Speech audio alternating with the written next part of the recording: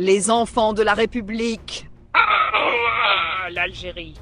Terre de bravoure, de sacrifice, de lutte historique et d'une générosité sans bornes, tellement généreuse qu'elle permet à certains de ses dignes héritiers de s'épanouir ailleurs.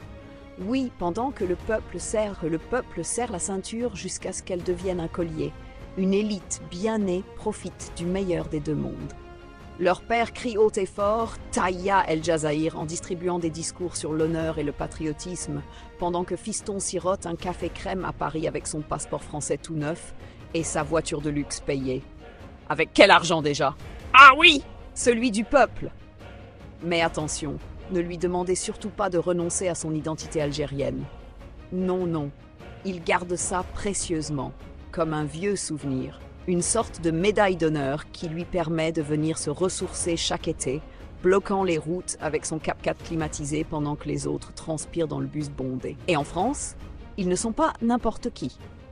Ils parlent fort, ils donnent des leçons, ils expliquent aux autres ce qu'est la vraie vie, la politique, l'économie, alors que le seul calcul qu'ils maîtrisent, c'est celui qui permet de transférer l'argent du pétrole dans des comptes offshore.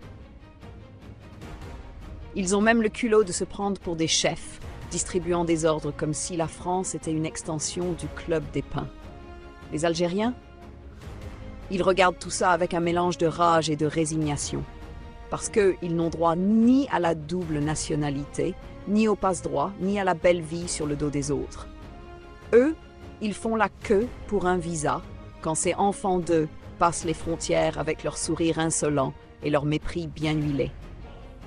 Mais bon, il paraît que tout ça, c'est juste une coïncidence. Après tout, le destin a toujours été très généreux avec les enfants des responsables.